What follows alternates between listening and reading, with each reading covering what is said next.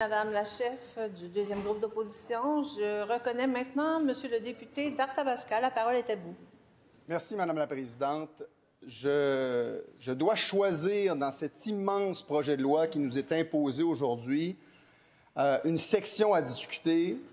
Comme le dit ma collègue, la députée de Mercier, il y en a beaucoup là-dedans, donc on doit choisir nos combats. Moi, j'aimerais vous parler de rémunération, des modifications qui sont proposées au mode de rémunération, parce que je pense que tout le monde ici, tout le monde au Québec, ou à peu près, est d'accord pour dire qu'on doit changer le mode de rémunération des médecins.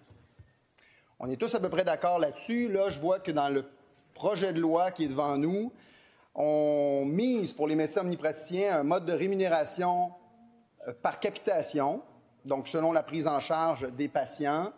On ajoute à ça une composante en taux horaire et une rémunération additionnelle pour certains actes.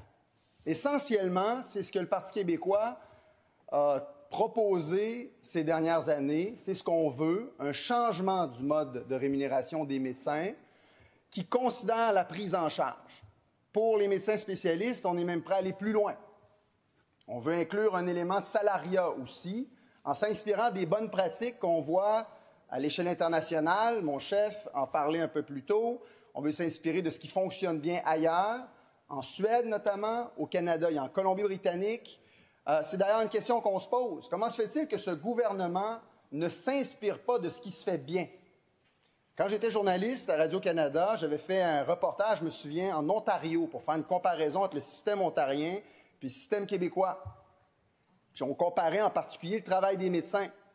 Il y avait des pratiques en Ontario desquelles on pouvait s'inspirer, y compris lorsqu'il s'agissait de voir de quelle façon on pouvait changer la rémunération. Sauf qu'on se retrouve, encore une fois, devant un projet de loi où on ne fait pas les choses correctement, où on ne s'inspire pas des meilleures pratiques. On a des rapports, on a des experts qui, les uns après les autres, nous ont dit que ce n'était pas la bonne façon de procéder.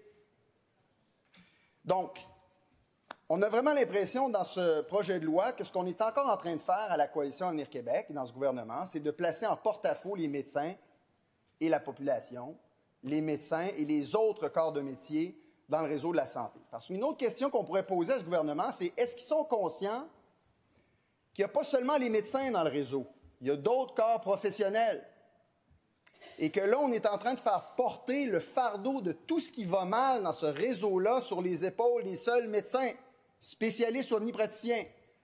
Il y a des infirmières, il y a des préposés aux bénéficiaires, il y a des employés administratifs, il y a même l'équipement aussi qui entre en ligne de compte lorsqu'on veut considérer la performance des médecins dans le réseau. Et évidemment, dans le projet de loi, on se fonde beaucoup là-dessus. Exemple concret. Ce matin, on peut lire un article sur le site de Radio-Canada, Mauricie, Centre du Québec, dans mon coin, où on parle des inhalothérapeutes. Il en manque. Il y a une pénurie d'inhalothérapeutes, en particulier dans le centre du Québec. Et évidemment, ça a des conséquences sur le travail des médecins. Est-ce que les médecins doivent être responsables de cette pénurie d'employés qui a des conséquences sur l'ensemble de la pratique? Est-ce que c'est eux qui doivent porter ce fardeau-là? Parce que là, avec le projet de loi qu'on a devant nous, ce sont les médecins qui seront pénalisés. Et ça doit entrer en ligne de compte. Le manque de professionnels qui a un impact sur la pratique des médecins omnipraticiens et spécialistes. Donc, il y a quelque chose dans ce projet de loi qui est profondément, non seulement inéquitable, mais inefficace. Il y a une injustice là-dedans. Et là, on comprend que le gouvernement mise beaucoup sur le salaire, la rémunération qui a augmenté, qui a été donnée aux médecins omnipraticiens et spécialistes, pour justifier parfois des décisions qui sont mauvaises. Dans ce cas-ci, c'en est une. En se disant, la population, de toute façon, sera derrière nous, parce que, regardez, les médecins ont épuisé leur capital de sympathie. C'est souvent, Madame la Présidente, ce qui se passe. On en a un exemple aujourd'hui. La manière est importante. Même si au Parti québécois, on est d'accord pour dire qu'il faut changer le mode de rémunération, il y a la manière. Alors, j'ai parlé à plusieurs médecins, y compris dans ma circonscription, où on me répète souvent ce problème, l'élément au cœur de la vision de ce gouvernement, de la CAQ, lorsqu'il s'agit de penser le travail des médecins, de penser au mode de rémunération, c'est qu'on est devant une vision où il y a des pénalités qui sont subies sur une base individuelle, mais où les critères de performance sont établis sur une base collective. Et c'est là qu'il y a quelque chose de profondément inique dans le système, dans la proposition actuelle.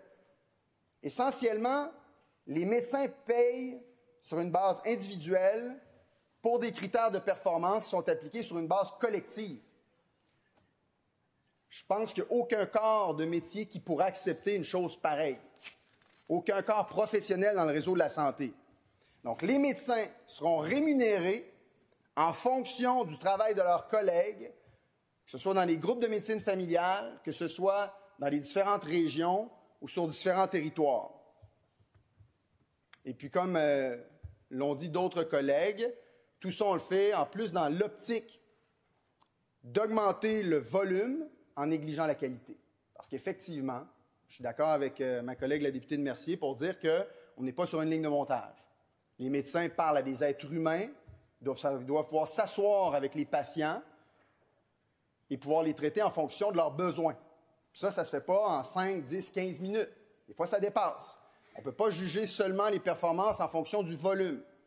Autre aspect qui est problématique. Alors, pour nous, ce n'est pas la bonne approche.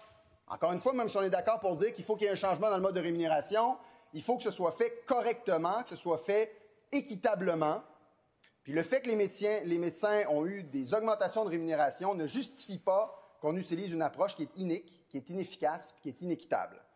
Il y a un chirurgien de ma région, de l'Hôtel-Dieu d'Arthabasca, qui m'a écrit une lettre hier. On a reçu d'ailleurs pas mal de courriers de médecins qui, en ce moment, sont assez désemparés. Un chirurgien, donc, qui m'écrit qu'au cours des dernières années dans Arthabasca, la situation s'est dégradée. La situation se dégrade d'année en année parce qu'il y a une pénurie de personnel. Il pensait, entre autres, aux infirmières qui ont été poussées à bout en raison du temps supplémentaire obligatoire, où là, il y a un cercle vicieux qui s'installe. Le système ne va pas bien. Il y a une énorme pression sur les infirmières. Il y en a plusieurs qui quittent, ce qui augmente la pression sur les autres, qui, à un moment donné, quittent aussi. Puis là, on voit le cercle dans lequel on s'inscrit. Et le médecin en question dit que cette situation-là avec les infirmières a des conséquences sur l'ensemble de son département, sans compter l'équipement, les salles d'opération qui ne sont pas fonctionnelles. Et tout le monde en subit les conséquences, y compris les médecins. Et pour lui, évidemment, il y a quelque chose de profondément injuste dans le fait de faire porter ce fardeau au seul corps professionnel des médecins, qu'ils soient omnipraticiens ou spécialistes. Donc, sa conclusion, c'est qu'il faut travailler ensemble. Il va falloir s'asseoir à la même table pour trouver des voies de passage. Ça ne peut pas être dans la confrontation comme on le voit à l'heure actuelle. Même si, parfois, oui, pour un gouvernement, il faut trancher. Mais on le dit et on le redit encore, il n'y avait pas urgence dans ce cas-ci, sinon que de pouvoir trouver des solutions qui sont au bénéfice des patients et de l'avis d'à peu près tout le monde qui nous ont parlé, les médecins, mais les intervenants dans le secteur de la santé, ce n'est pas ce qui est en train de se passer. Il y a d'autres indicateurs aussi, juge-t-on, qui ne sont pas fiables. Ce matin, il y avait une entrevue avec Martin Fogg, qui est désormais ex-fonctionnaire, on a déjà parlé, qui parle de la difficulté d'extraire de l'information fiable, qui parle d'un centre de répartition des demandes de services qui a de la mauvaise information, qui ne considère pas, entre autres, 75% des demandes qui proviennent de l'intérieur de l'établissement dans ce projet de loi. Il n'y a rien là-dessus. En fait, ce qu'on note, c'est qu'on veut même aller plus loin puis réduire les initiatives qu'on voulait faire pour favoriser la prise en charge du fardeau administratif par d'autres professionnels que les médecins. Avez-vous, ça aurait été une solution, c'eût été une solution efficace pour pouvoir permettre aux médecins de faire plus de travail, voire plus de patients. Mais ce n'est pas là qu'on se dirige parce que, justement, on a travaillé encore une fois sur un coin de table, on a voulu forcer la note, puis peut-être placer les médecins en porte-à-faux avec la population. Donc, conclusion, on constate tous ici et toutes que le système est malade, mais ce projet de loi et les propositions du gouvernement, c'est un faux remède. Merci, Madame la Présidente.